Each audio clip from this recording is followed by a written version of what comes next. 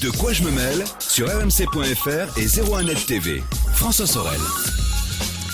Bonjour à tous et bienvenue, nous sommes le 12 février 2016 et c'est De quoi je me mêle, l'actualité des nouvelles techno comme chaque vendredi. Sur rmc.fr, la version audio, la version vidéo qui vous attend sur 01net TV. Merci en tout cas de nous écouter ou de nous regarder.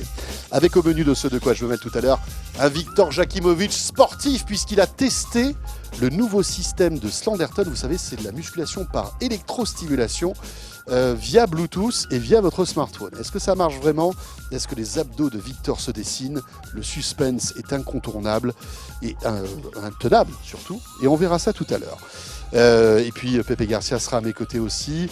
Il revient d'une convention Samsung assez intéressante avec des annonces chocs, comme par exemple Samsung qui s'apprête à arrêter la TV 3D. Et oui, ils nous ont bassiné avec ça, ces constructeurs, pendant des années. Voilà qu'ils reviennent un petit peu sur cette décision. On en parlera tout à l'heure avec Pepe. Mon Twitter, FSorel, comme toujours, et puis la page Facebook de quoi je me mêle qui vous attend. Vous cliquez sur j'aime, soyez les bienvenus. De quoi je me mêle sur rmc.fr et 01net TV.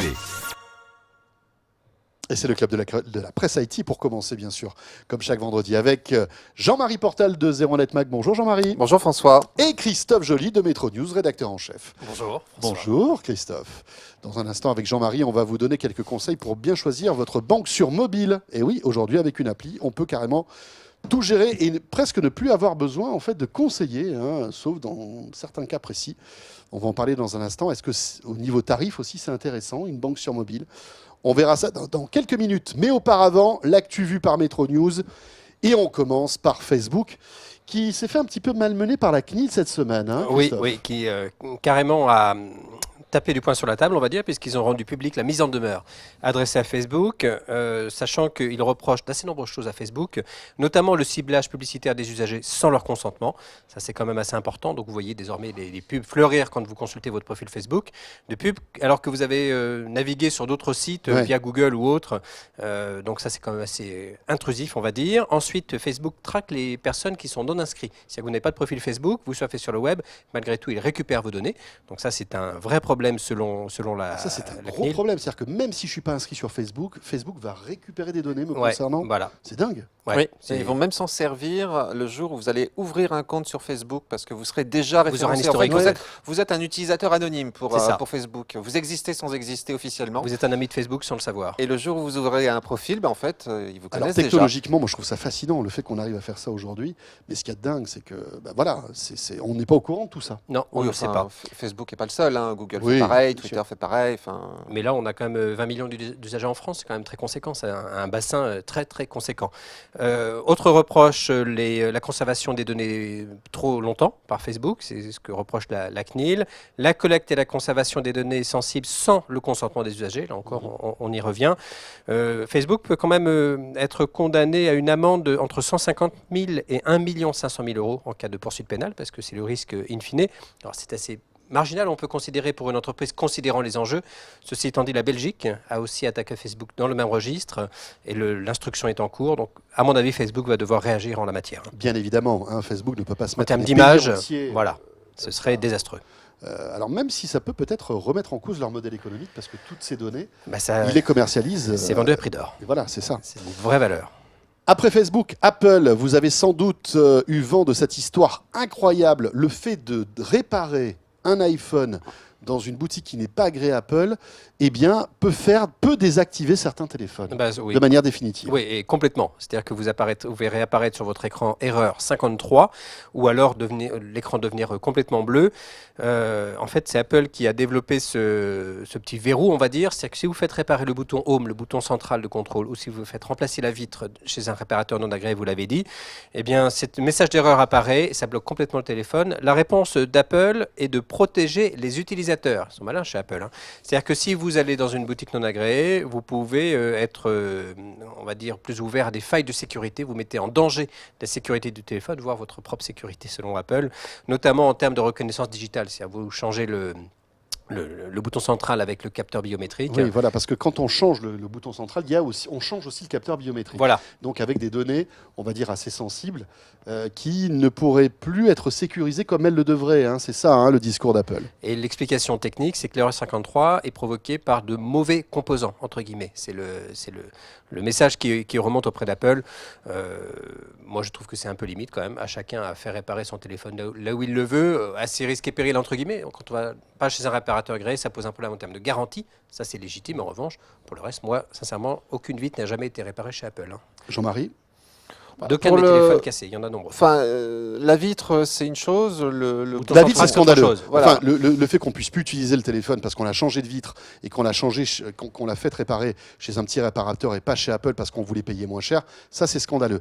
En revanche, je trouve que pour le bouton Home avec le capteur Touch ID, là je comprends plus la démarche d'Apple. Voilà, parce qu'il ne faut pas oublier non plus que Apple parce qu'il y a des données biométriques. Voilà, il y a des données biométriques. Apple veut transformer son smartphone en porte-monnaie électronique avec Apple Oui, donc il y Pay. a des enjeux. On peut se dire que derrière, voilà, vous faites voler votre smartphone, on bidouille le truc, on remplace et on arrive à accéder Mais à encore votre compte. faut-il que l'acheteur le sache clairement.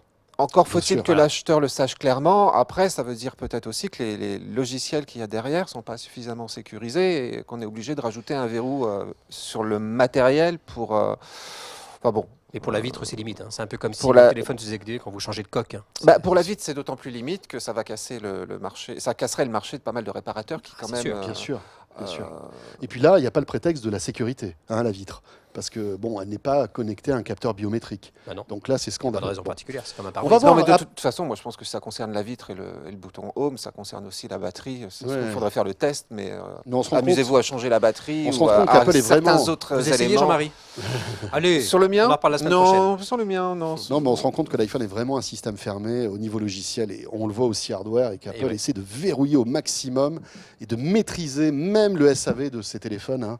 C'est Enfin, c'est pas le seul. comme ça, Hein. bien sûr. Il y a beaucoup d'autres constructeurs qui lui ont un petit peu emboîté le pas. On voit disparaître les petits connecteurs. On peut plus rajouter de mémoire sur ces smartphones, hein. Même sur Android. On peut plus changer la batterie. Ouais, donc, bien sûr. Le 6, par Apple a un exemple, peu aide, on peut donné changer le la ton batterie. aux autres aussi. Hein. Allez, on enchaîne avec une boîte mail écolo et citoyenne, Oui, Christophe. qui s'appelle Newmanity. On n'imagine pas la pollution, l'énergie nécessaire à la gestion des boîtes mail. Il faut savoir que ça représente 2% non pas de la population, mais la pollution mondiale, c'est-à-dire autant que le trafic aérien. C'est-à-dire que désormais, on échange une quantité de mails juste Incroyable. incroyable. Selon la boîte qui a monté c'est Newmanity, en fait, le fondateur de cette boîte, lorsqu'on envoie un mail avec une pièce jointe qui pèse environ 1 méga, cela correspond à la consommation électrique d'une ampoule de 60 watts pendant 25 minutes. Vous vous rendez compte 1 C'est- méga, c'est quand même 3 fois rien. Ouais, c'est rien. Vu la quantité de données qu'on peut envoyer. Alors la réponse de Newmanity, ça a été cofondé par le fondateur de Max Havelaar, vous savez, la boîte de commerce équitable, qui est quand même très très connue. Ça propose un accès gratuit avec 1 giga de stockage. Donc le premier élément, c'est que votre boîte ne soit pas trop lourde, parce que ça consomme beaucoup d'énergie quand c'est lourd. Donc c'est 1 giga maximum. Alors moi, pour le coup, et vous également, je pense qu'il y aura beaucoup de travail Ça va être un peu difficile. pour y arriver. ouais. Vous avez un calendrier, un outil de partage de fichiers. C'est 15 fois moins que Gmail, pour le coup, qui propose beaucoup plus que ça. Afin de garantir des mails sans émission carbone, Newmanity a déniché le seul et unique serveur data center au monde qui fonctionne uniquement grâce aux énergies renouvelables. Il se trouve à Amsterdam, donc c'est bien parce que c'est en Europe. Pour la sécurisation des données, c'était une bonne chose. Donc voilà, donc vous êtes sûr en utilisant Newmanity que vous êtes parfaitement écolo-compatible. Ils ont aussi décidé de ne pas enregistrer d'informations sur la vie privée des utilisateurs, ce qui fait aussi consommer beaucoup d'énergie. Donc ça peut se tester. C'est gratuit pour le grand public, sachant que le site recommande également, quand vous envoyez un mail, de ne pas faire répondre à tous quand ça n'est pas nécessaire, parce que ça consomme aussi plus d'énergie, de privilégier l'envoi de mail depuis son téléphone portable plutôt que depuis son desk, parce que là encore, c'est Ouais, on source consomme d'économie. moins, bien sûr. Et enfin... Et d'envoyer des cartes postales avec voilà, un timbre plutôt c'est ça. pendant les vacances. Ouais, c'est Oui, bien. alors là, pour le coup, je suis moins sûr. Voilà, et enfin, vider sa boîte souvent, parce que quand elle est lourde, à chaque fois, il faut Ça la fait envie, recharger. Ouais. Ouais, là, vous vendez C'est du cool. rêve, Déjà, Christophe. moi que j'aime pas envoyer des mails, là, je vais en envoyer moins. C'est ça. C'est ça, hein. Alors déjà que je devais faire le ménage vous savez régulièrement quoi quand même dans ma Et puis, messagerie. j'ai trouvé le prétexte. Non, je peux pas t'envoyer un mail, ça pollue. Donc, Non mais vous vous rendez compte, 1 giga la boîte mail c'est- enfin, je sais c'est pas pas vous, mais au boulot on a 5 gigas déjà régulièrement. Ouais, mais je pense qu'il faire un faut peu de distinguer ménage. le perso du boulot. Oui, et puis À titre personnel, après tout c'est dépend ce que vous jouable. faites, mais Oui, c'est vrai que enfin, quand on professionnel, échange c'est beaucoup, injouable. non mais quand on échange beaucoup de vidéos, d'audio, qu'est-ce que c'est un giga quoi, c'est rien Ah du bah, tout, c'est peanuts. c'est compliqué. Et puis il n'y a pas que ça, c'est qu'aujourd'hui Mais les gens testez font plus Humanity, vraiment le ce sera votre. les gens font plus vraiment le tri dans leur boîte mail, puisque pour rechercher un mail, on utilise le moteur de recherche. Donc on reçoit pas mal de spam, Bien pas sûr. mal de Ouais. pubs. Est-ce que tout le monde s'amuse à tout effacer non. au fur et à mesure? Non, et ça remplit la boîte. C'est clair. Si on veut justement combattre la pollution, il faudra arrêter le spam. Ça oui, déjà, Oui, ça ferait déjà. énormément, à mon avis, d'économies en termes de Et les sollicitations d'énergie, commerciales, bien sûr. non. Allez, on voulues. enchaîne avec un musée des virus informatiques. Oui, Christophe. alors ça va rappeler de mauvaises nouvelles ou de mauvais souvenirs à ceux qui en ont été victimes. C'est un site, archive ou archive internet, qui a fait le Malware Museum. Au total, ils ont recensé 78 virus, et en rappelant évidemment là où le virus était néfaste, où vous pouvez avoir un impact sur votre ordinateur. Et nous, on a retenu quelques-unes des images, parce qu'à l'époque, les hackers ou les pirates avaient un peu de talent de graphiste, on va dire, ou faisaient la promotion de certains messages, à l'image de celui qui s'appelait Cough Shop en 92, qui représentait une feuille de cannabis et qui militait pour la légalisation du cannabis, un débat qui anime toujours la France. Vous avez le virus Marine qui représente un joli petit bateau. Vous regarderez sur ce site qui s'appelle Malware. Il y avait un virus qui s'appelle Hymne qui chantait l'hymne russe au moment où il piratait votre ordinateur. Je ne suis pas sûr qu'on soit très content. Vous avez c'est Marsland qui représentait la planète Mars. Voilà. À l'époque, on pouvait être pirate et un petit peu artiste. Jetez un coup d'œil, c'est assez drôle à regarder. Moi, je me rappelle de mon premier virus, je sais pas vous, mais Ouais, moi aussi, je m'en souviens. moi, il s'appelait Frodo. Oui. Et qu'est-ce qu'il faisait? Qu'est-ce qu'il faisait? J'avais un 286, un bon Ouais. bon vieil ordinateur. Maintenant, c'est complètement dépassé. Et qu'est-ce qu'il faisait? Eh ben, Il me explosait savait tout. plus. Non, non, je me retrouvais avec un système juste, vous savez, l'invite C:/, et puis Il n'y a plus rien qui et puis je pouvais pas relancer Windows, je pouvais Ouais. pas réinstaller le système, je comprenais pas et je savais pas que c'était un C'était un virus. virus. Et donc c'est Ouais. un réparateur qui est venu, qui était un ami de la famille et qui m'a dit ah bah tu as un virus, il faut tout nettoyer. Ouais, ouais. Et j'ai découvert. Alors, j'en ai pas souvenir parce que j'ai quasi toujours été sous Mac. Ouais, moi, c'est vous vrai que sortez c'est toujours compliqué. couvert, vous, Toujours. Christophe. Allez, on termine avec un camion Samsung étonnant. Oui, un camion dont on a parlé il y a quelques temps, on n'avait pas encore d'image. L'idée de Samsung, c'est de permettre sur les routes dangereuses de voir devant le camion qui vous bouche la vue en clair, qui vous empêche de doubler au risque d'avoir un accident. Donc ils ont imaginé un camion qui serait doté d'une caméra à l'avant et d'un écran plat à l'arrière. Oui. Et comme ça, ça retransmet l'image qui est devant le camion et vous pouvez être sûr qu'il n'y a aucune voiture vous assurant de doubler en toute tranquillité. La nouveauté, c'est que le camion en question, il roule désormais. Il roule en Argentine, qui est l'un des pays où il y a le plus d'accidents, avec un accident mortel toutes les heures. Donc c'est quand même très important. Donc ils sont en train de conduire le test. On ne sait pas si in fine, ça va être proposé pour les camions à rouler dans la vraie vie, on va dire.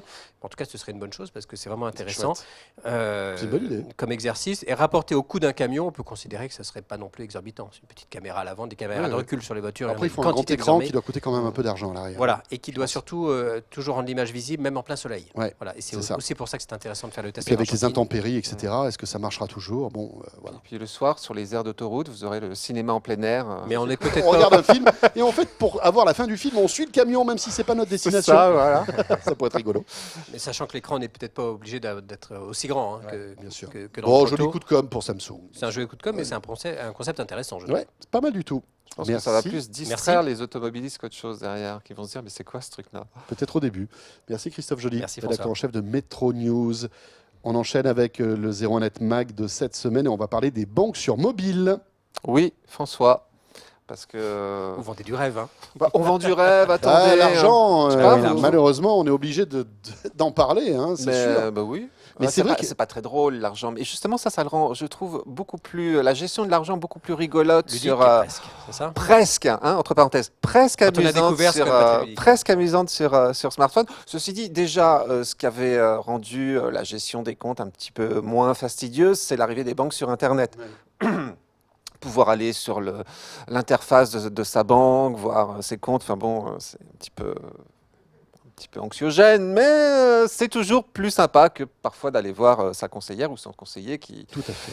Et puis Qui ça n'est pas, évite- qui n'est pas tout le temps disponible. Non, et puis qui généralement, quand il vous passe un coup de fil, c'est etc. rarement pour vous annoncer une bonne nouvelle. Voilà. Monsieur Ou Por- parfois c'est Monsieur pour changer de Sorel, carte, etc. Dites-moi, monsieur Sorel, vous avez consulté votre compte depuis longtemps? Mon quoi? Mon quoi? Mais qui êtes-vous? Et alors le mobile, qu'est-ce qu'il apporte là? Alors, c'est Soon qui a lancé cette mode de la banque 100% mobile. Parce que bon, on a les banques ont leur site, bien évidemment, ils déclinaient aussi leurs applis. Mais la nouveauté depuis peu de temps, c'est AXA qui a lancé ça. C'est Soon, c'est une banque qui n'est que sur mobile. Donc, elle n'a même pas de site web, elle n'a pas d'agence, Oui. comme les banques 100% mobiles. Et elle se veut un peu plus ludique. Alors, l'intérêt, déjà, il est en termes de coût, parce que la carte bancaire est gratuite, c'est moins cher encore que les banques sur Internet. Boursorama mis à part. Et puis, c'est beaucoup plus ludique parce que l'interface est vraiment pensée, on va dire, plutôt pour les jeunes, je C'est pense. ciblé pour les jeunes d'ailleurs. C'est réfléchi pour. C'est assez ciblé pour les jeunes, mais ça peut plaire aussi aux grands. Quand vous faites une dépense, vous pouvez prendre en photo la dépense. Enfin, les dépenses apparaissent en gros, elles sont classifiées automatiquement. Il y a un côté visuel très travaillé, donc vous repérez tout de suite là où file votre argent. Donc c'est vraiment très très bien fichu. Dans la même veine, banque 100% mobile, aujourd'hui, il n'y en a que deux, 100% mobile. Il y a Hello Bank qui a repris à peu près le même concept, sauf que, alors eux, pour le coup, ils visent moins les jeunes, mais un petit peu plus les couples. On voit bien sur leur site web, d'ailleurs, que c'est 2 cartes bancaires gratuites pour les couples. Oui, c'est plutôt en duo, en fait, c'est ça. C'est plutôt pour les... Enfin, vous pouvez le prendre un compte tout Bien seul, sûr. mais ça marche aussi pour les comptes Autorisé joints. aux célibataires. Donc. Voilà, c'est ça. Oui, voilà. Jeune célibataire. Puis et bon, puis derrière, si c'est vous êtes- BNP Paribas, donc c'est quand même Et rassurant. derrière, effectivement, c'est BNP Paribas.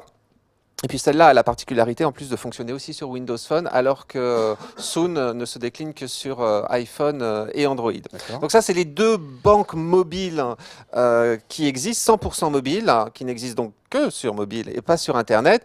Mais du coup, ça a un peu forcé les autres banques à remettre un petit peu à jour leurs applis offres. pour leur offre. Hein. Et ce qui est pas mal, c'est que les applis, du coup, s'améliorent.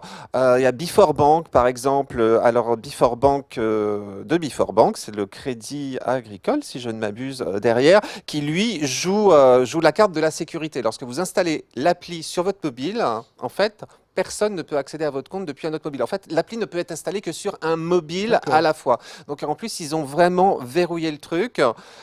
Si vous voulez l'utiliser sur un autre mobile, il faut d'abord désinstaller de votre mobile pour l'installer ailleurs. Vous voyez, donc, ce qui veut dire qu'on peut à la fois développer une appli mobile et quoi qu'en dise Apple avec son bouton faire des choses un peu sécurisées.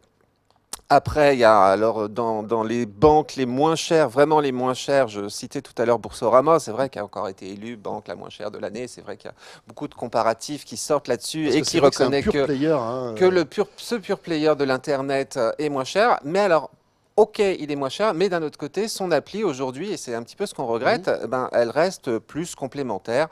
Tout se passe sur Internet. Ils ont un site web qui est en responsive design. Vous savez, Oui, c'est ces sites qui web qui s'adaptent, s'adaptent bien sûr, vraiment à la taille de l'écran. ouais. Donc là où vous retrouvez, mais il faut avoir une bonne connexion Internet, exactement le même site qu'en ligne, que sur votre navigateur traditionnel. Ils ont une appli à côté, donc ça devient un petit peu compliqué, mais l'appli vient juste en support et vous ne pouvez pas tout faire avec. Alors qu'avec Soon et Hello Bank, vous pouvez vraiment tout faire, gérer vos comptes épargne, et vous pouvez même demander des crédits D'accord. avec votre mobile. Alors, c'est pas 24 heures sur 24, c'est jusqu'à 22 heures, ou c'est déjà des horaires élargis.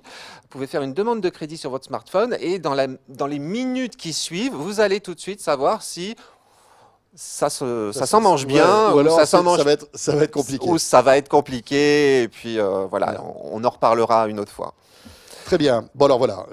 On en a comparatif sélectionné complet, 6 en tout. On a classé les 3 meilleurs. Bon, je vous disais, Soon, c'est un peu la première, enfin, c'est carrément la première, et Hello Bank deuxième, ING Direct troisième.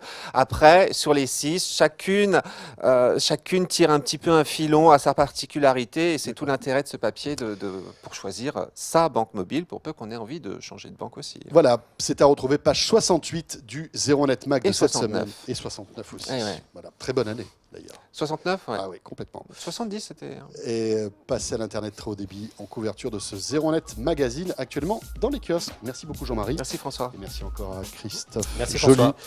de la rédaction, rédacteur en chef de Métro News.